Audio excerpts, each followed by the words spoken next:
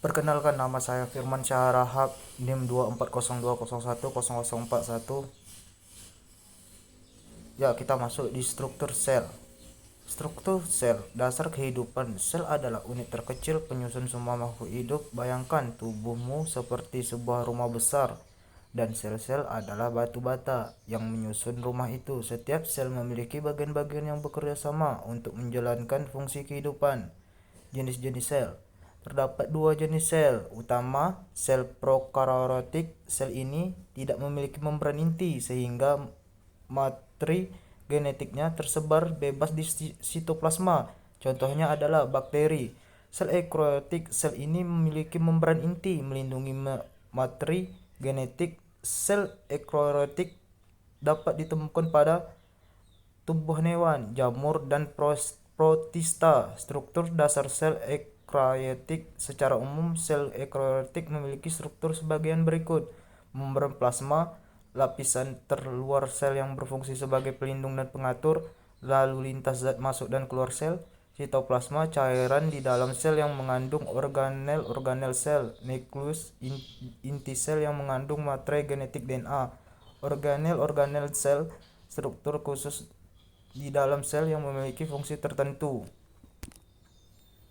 seperti mitokondria, pembangkit energi sel, retikulum endoplasma, tempat sistem protein dan lipid, aparatus Golgi, memproses dan mengemas protein, lisosom, pencernaan seluler, vakuola, penyimpanan cadangan makanan dan zat sisa, kloroplas, tempat berlangsungnya fotosintesis, hanya ada pada sel tumbuhan. Perbedaan sel tumbuhan dan hewan. Meskipun keduanya merupakan sel eukariotik, sel tumbuhan dan hewan memiliki beberapa perbedaan, antara lain dinding sel. Tumbuhan memiliki dinding sel yang terbuat dari selulosa, sedangkan sel hewan tidak memiliki dinding sel. Kloroplast. Sel tumbuhan memiliki kloroplast untuk melakukan fotosintesis, sedangkan sel hewan tidak memiliki kloroplast. Vakuola pada tumbuhan umumnya besar dan tunggal, sedangkan pada sel hewan lebih kecil dan banyak fungsi sel. Perbedaan sel tumbuhan dan hewan. Meskipun keduanya merupakan sel eukariotik, sel tumbuhan dan hewan memiliki beberapa perbedaan, antara lain dinding sel. Tumbuhan memiliki dinding sel yang terbuat dari selulosa, sedangkan sel masuk kepada respirasi. Proses mendapatkan energi. Respirasi adalah proses di mana makhluk hidup mengubah makanan menjadi energi yang dapat digunakan untuk melakukan aktivitas sehari-hari. Bayangkan tubuhmu seperti sebuah mobil dan makanan adalah bensinnya. Respirasi adalah proses pembakaran bensin agar mobil bisa bergerak. Jenis-jenis respirasi. Terdapat dua jenis respirasi utama: respirasi aerob, respirasi yang membutuhkan oksigen. Proses ini menghasilkan energi yang lebih banyak dibandingkan dengan respirasi anaerob. Contohnya adalah respirasi pada manusia. Energi yang lebih sedikit dibandingkan dengan respirasi aerob. Contohnya adalah fermentasi pada bakteri dan ragi. Proses respirasi aerob. Respirasi aerob terjadi dalam beberapa tahap, yaitu glikolis, proses pemecahan glukosa menjadi asam piruvat. Terhadap ini terjadi di sitoplasma sel.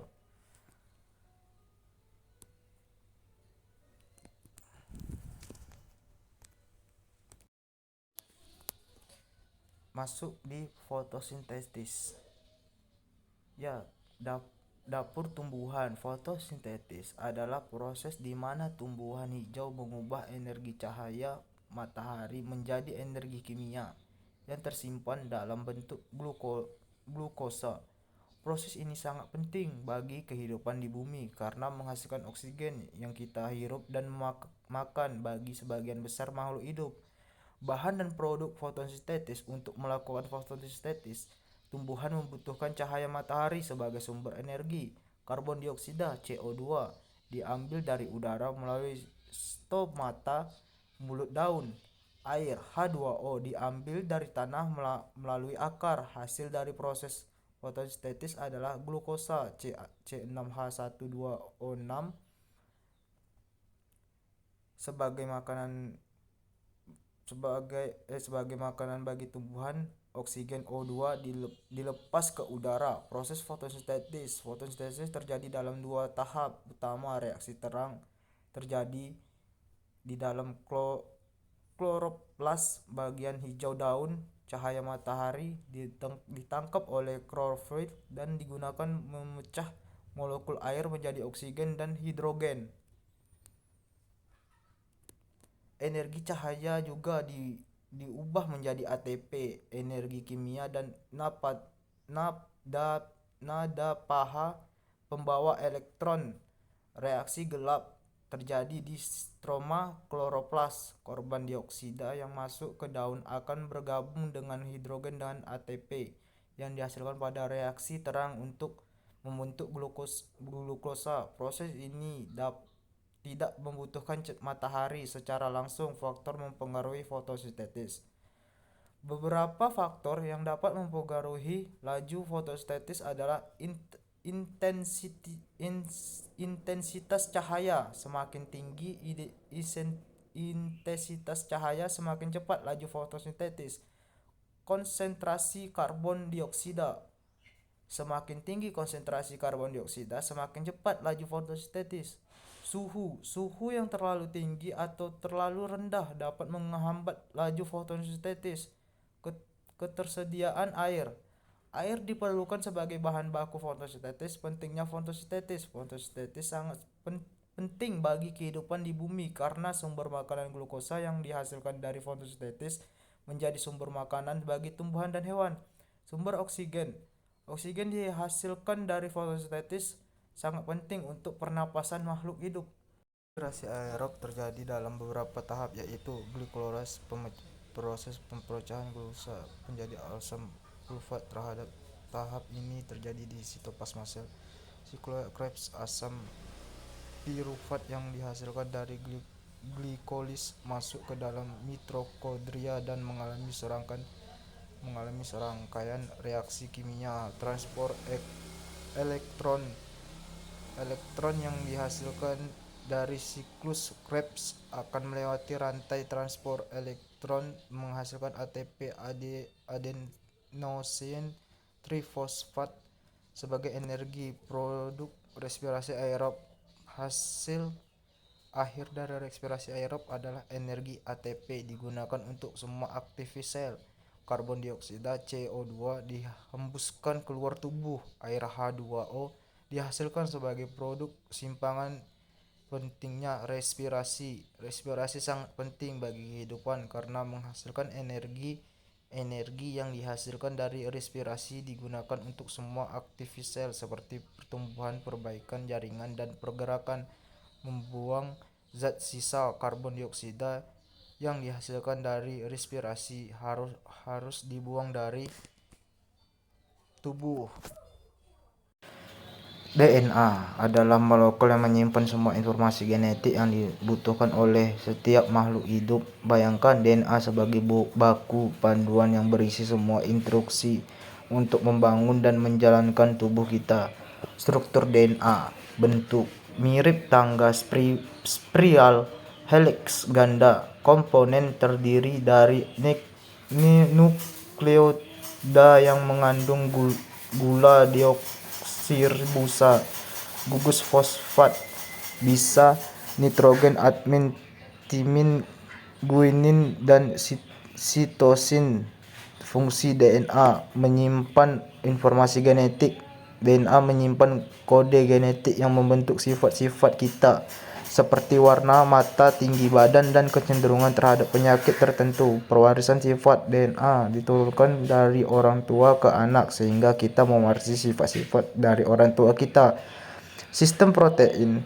Sintesis protein. Informasi genetik dalam DNA digunakan sebagai cetak biru untuk membuat protein yang merupakan molekul penting untuk berbagai fungsi tubuh. Membuat protein yang merupakan molekul penting untuk berbagai fungsi tubuh. Proses replikasi DNA. DNA memiliki kemampuan untuk membuat salinan dirinya sendiri sehingga informasi genetik dapat diturunkan ke sel anak saat pembelahan sel. Perbedaan DNA dan RNA. Gula DNA mengandung gula deoksiribosa, sedangkan RNA mengandung gula ribosa basah nitrogen. DNA memiliki timin, sedangkan RNA memiliki ursil. Struktur DNA umumnya beruntai ganda, sedangkan RNA bisa beruntai tunggal atau ganda. Penerapan DNA cloning membuat organisme identik secara genetik. Rekayasa genetika manipulasi gen untuk menghasilkan organisme dan sifat yang diinginkan. Tes DNA digunakan untuk identifikasi individu, tes patrenitas, dan diagnosis penyakit genetik. Rekayasa genetik manipulasi gen untuk menghasilkan organisme dengan sifat-sifat yang diinginkan. Tes DNA digunakan untuk identifikasi individu, tes patrenitas, dan diagnosis penyakit genetik. Struktur DNA. Kita bisa bahas lebih detail tentang bagaimana nukleotida berpasangan. Cloning membuat organisme identik secara genetik. Rekayasa genetik manipulasi gen menghasilkan organisme dan sifat-sifat individu. Cloning membuat organisme identik secara genetik. Rekayasa genetik manipulasi gen untuk menghasilkan organisme dengan sifat yang diinginkan. Tes DNA digunakan untuk identifikasi individu, tes patrenitas, dan diagnosis penyakit genetik. Ingin tahu lebih lanjut untuk struktur DNA? Kita bisa bahas lebih detail tentang bagaimana nukleotida berpasangan dan membentuk helix ganda. Ekspresi DNA, kita bisa jelaskan maksimi lengkap dari proses pengadaan DNA. Kode genetik, kita bisa bahas bagaimana urutan bisa nitrogen diterjemahkan menjadi protein. Pernapasan DNA dalam kehidupan sehari-hari, kita bisa bahas contoh-contoh konkret dari teknologi yang memanfaatkan DNA.